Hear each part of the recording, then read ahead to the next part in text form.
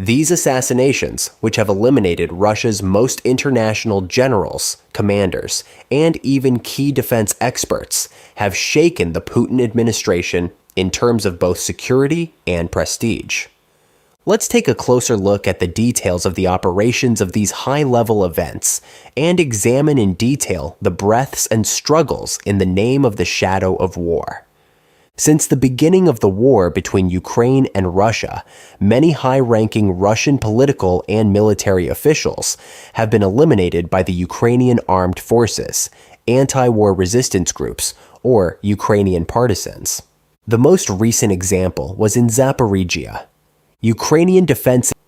The Kraken unit of the GUR is a recognized volunteer force created by veterans of Ukraine's Azov Battalion, who were at the forefront of defensive actions when Russian troops crossed into Ukraine in February 2022. This volunteer unit neutralized Sergei Kama Melnikov, Chief of Staff of the Storm Ossetia Battalion of the 429th Motorized Rifle Regiment of the Russian Armed Forces. His driver was eliminated along with him. Ukrainian defense intelligence officers obtained important information, including the route and schedule of the Russian battalion's chief of staff's movement in the temporarily occupied Zaporizhia region. Thanks to the data obtained by Kraken, it was possible to organize an FPV ambush on the Russian commander. At first, Kraken drone operators successfully scared the driver of the UAZ Patriot vehicle Melnikov was traveling in. The frightened Russian driver suddenly changed the direction of movement, causing the car to fly into a ditch.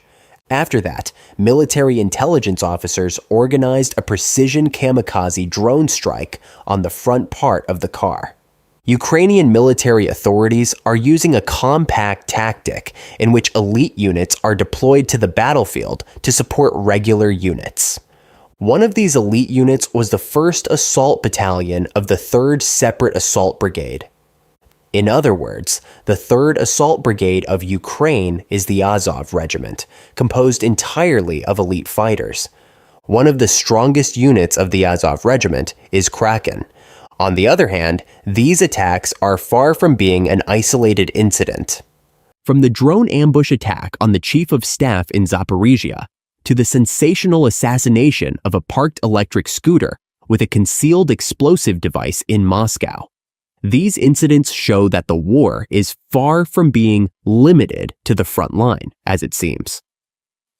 The Ukrainians have long been carrying out attacks targeting the top Russian military command. Moreover, these attacks are not limited to Ukrainian territory. On January 3, 2025, an explosion occurred in the village of Shuya in the Ivanovo region of Russia, the epicenter of which was Captain Nagayko Konstantin Vladimirovich, battery commander of the 112th Missile Brigade Division of the 1st Tank Army of the Western Military District. According to the agency, the captain was hit by multiple shrapnel wounds to almost all organs, including the brain, and underwent skull trepanation. Earlier, it was reported that Russian Lieutenant Colonel and Battalion Commander Maletsky was killed in an attack by the Ukrainian Armed Forces on Lgov in the Kursk region. In total, on December 25th, Ukrainian soldiers killed several commanders of the invaders' army. Among them was the deputy commander of the 810th Marine Brigade and the commander of a separate engineer battalion. Also, on the morning of December 17, 2024, a shocking assassination took place southeast of Moscow. Lieutenant General Igor Kirillov, commander of the Russian Radiological, Chemical, and Biological Defense Forces, left his home accompanied by his aide and driver and headed to work. Near the gate, an inconspicuous electric scooter was parked to the side, but the general and his aide did not realize its significance. A few minutes later, an explosion shattered the silence of the morning, eliminating them both instantly. The device, a rigged scooter, carried 2 kilos of TNT in a design reminiscent of Israeli precision traps. Ukraine's immediate claim to the attack signaled growing boldness in the ongoing conflict. Kirillov became the second lieutenant general to be purged in the war. He thus became one of 8 high-ranking Russian officers neutralized since the beginning of hostilities. A few days before this assassination, in another corner of Moscow, missile expert Mikhail Shatsky was shot and eliminated while walking near his home. A former deputy chief designer at the Mars Design Bureau, Shatsky oversaw the modernization of Russia's Kh-59 and Kh-69 cruise missiles. 2 important assassinations within a short period of time have demonstrated the effectiveness of Ukraine's intelligence operations. But how did Ukrainian intelligence get to the stage where it was able to organize these assassination operations?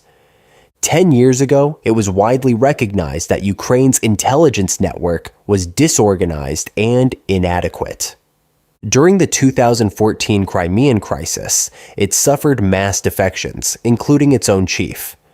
Once derided as a chaotic system, Ukraine's intelligence apparatus has undergone a startling transformation. Today, it has become a force to be reckoned with. It is launching drone strikes on Russian positions in Syria, helping militias ambush Wagner's troops in Mali, and orchestrating high-profile assassinations deep inside Moscow. After the collapse of the Soviet Union, Ukraine inherited 2 intelligence agencies. These are the Security Service of Ukraine and the Defense Intelligence Directorate. The SBU, part of the Ukrainian branch of the KGB, dominated the country's intelligence network. The GUR, created from Soviet-era military districts, was underfunded and largely disabled.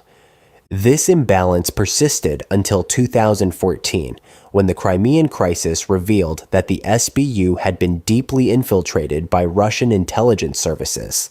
Entire departments defected, including the SBU's director. The betrayal paralyzed Ukraine's intelligence capabilities. To address this crisis, President Petro Poroshenko launched a sweeping overhaul. The new SBU director, Valentin Nalyvaichenko, launched a massive internal audit, purging more than 240 pro-Russian officials.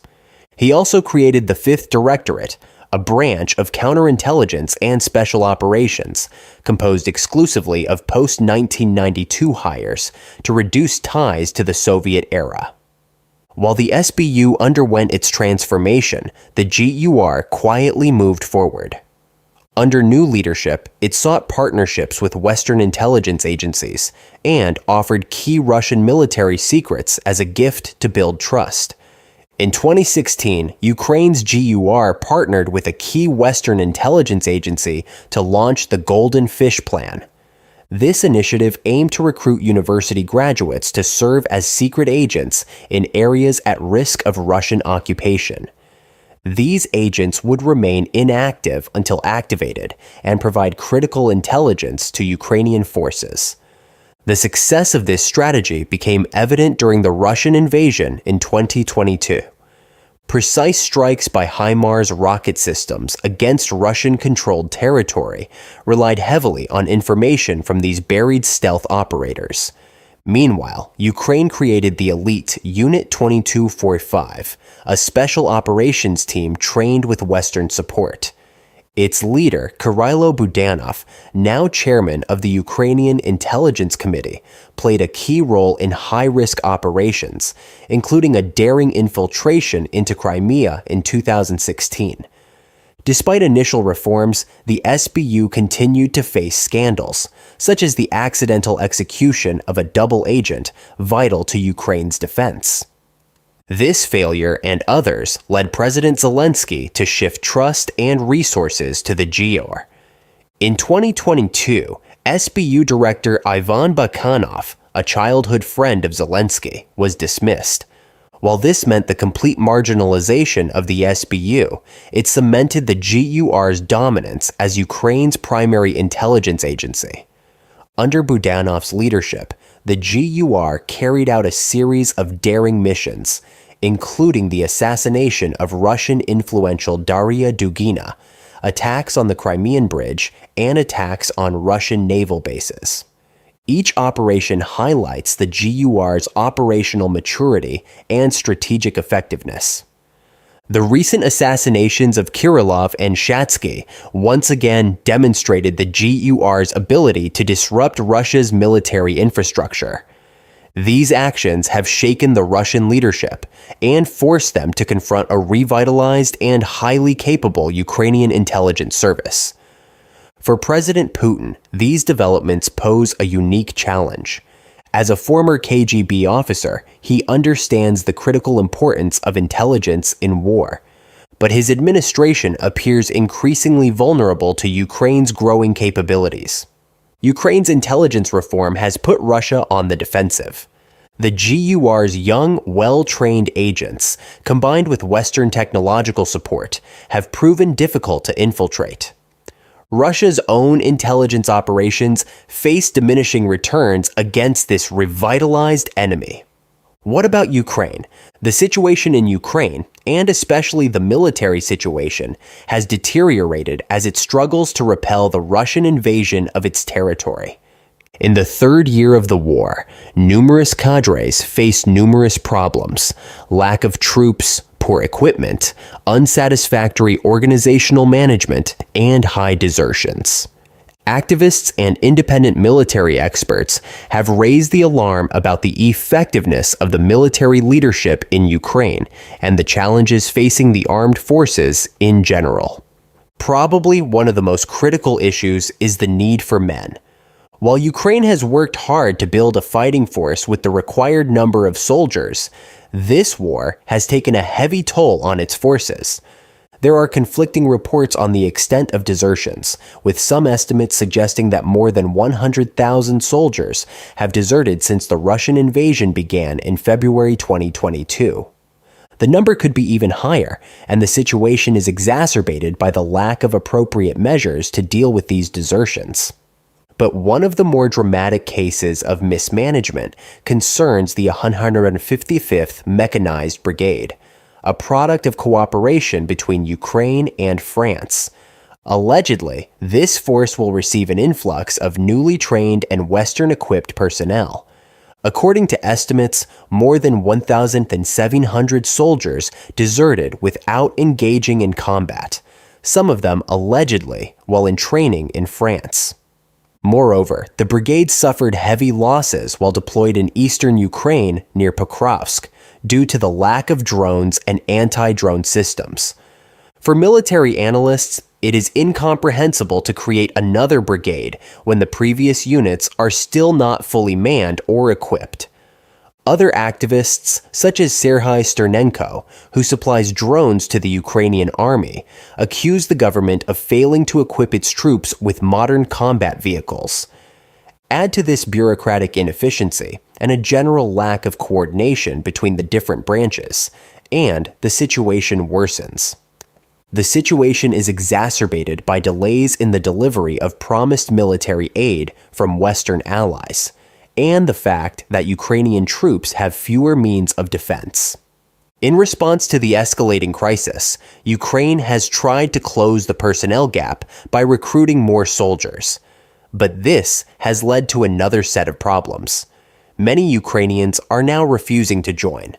The really strong sense of patriotism that motivated someone to volunteer for service in previous war periods no longer exists. Because at this point, with increasing casualties, the conflict is getting longer and the casualty rate is climbing. As quota pressures mount, recruiters are resorting to increasingly aggressive tactics. The willingness of Ukrainian citizens to join the army has declined significantly since it became long and tiring. Those who have joined for defense have faced the harsh reality of constant fighting, mounting casualties, and a lack of support from both the government and the international community. The heroic image of the Ukrainian soldier disappeared as the realities of war made themselves felt, and many were struggling to make sense of their place in it. Finding and arresting deserters is the job of recruiters, many of whom have served in the army or as police officers. Passing through villages and small towns, they confront men who do not want to serve or are hiding from military authorities. Some try to use medical excuses, such as illness or disability, to be exempted from military service. Others flee when they see officers, knowing they could be captured and sent to the front line. Despair and fear can be seen in the faces and words of many Ukrainian men. The understanding that being drafted into the war means facing unknown risks in a conflict with an uncertain end. And yet, even among those who are willing, there is a noticeable lack of enthusiasm.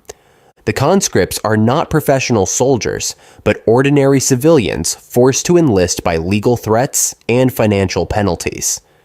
Some of the recruits are old, overweight, or in poor health, and struggle with the physical demands of military training. This creates problems on the front line, where discipline is key to combat effectiveness. Often, soldiers arriving at training camps are not prepared for any difficult conditions. They arrive without close acquaintance with combat or any military discipline.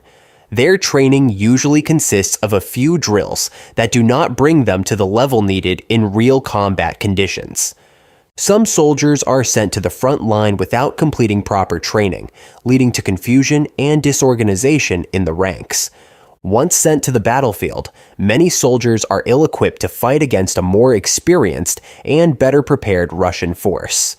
This growing frustration among Ukrainian soldiers is exacerbated by poor management and strategic mistakes made by their leaders. Reports also show that the Ukrainian military leadership is prone to tactical errors, which contribute to the continued gains of Russian forces, especially in the Donbass region. While Russia is grappling with its own problems, including international sanctions and domestic issues, the Ukrainian military's inability to coordinate and implement effective strategies is an obstacle to any success in turning the tide of the war. But additional troops may not have been trained well enough in time, and such issues have not been addressed with the urgency required by the country's leadership, led by President Volodymyr Zelensky, Defense Minister Rustem Umerov, and General Oleksandr Syrsky, some military analysts note. And despite assistance from Western allies through advanced weaponry and training, the Ukrainian military still faces a fair share of organizational failure and unpreparedness. Instead, critics say the Ukrainian government should instead focus on strengthening those already in place and taking full care of them, rather than the constant establishment of new brigades that cannot be properly equipped, trained, and utilized. This is the reality underlying this whole crisis. The reality of a war of attrition that Ukraine is facing, a war that demands superhuman sacrifices, but for which no vision has been available to date. A heavy price is being paid by soldiers and civilians alike. As the war dragged on, many Ukrainians began to wonder whether the costs were worth it. Many men are resisting conscription, even as draft dodgers flee the country, doing their best to evade military service, paying fines, or seeking other means. The growing number of deserters, the lack of trained soldiers, and the inadequate resources provided to the army have created a perfect storm for the Ukrainian armed forces. As the war drags on, it remains unclear how long the country can continue the struggle. The international community has pledged support to Ukraine. But this may not be enough to overcome the fundamental problems paralyzing the Ukrainian military's ability to fight an effective war. In the face of these challenges, the Ukrainian leadership must decide how best to address the problems affecting its military. Whether through better management, more effective training, or a reassessment of recruitment strategies, something must change if the country has any hope of reversing the tide against Russia. Continued desertions and the population's growing reluctance to fight could eventually weaken Ukraine's ability to sustain the war and leave the country vulnerable to further Russian aggression. The war is dragging on, and Ukraine is in an increasingly difficult situation, the urgent need for personnel, and the reluctance of many to go to war. The decisions taken in the next few months show the future path of the war and the fate of the country. However, with desertions on the rise, morale low, and leaders under investigation, the direction is not clear, and overcoming the difficulties does not look promising. As we have seen, the protracted war leaves indelible marks on both armies. In this context, we hope that 2025 will be a year of peace building for the countries. Thank you for following us.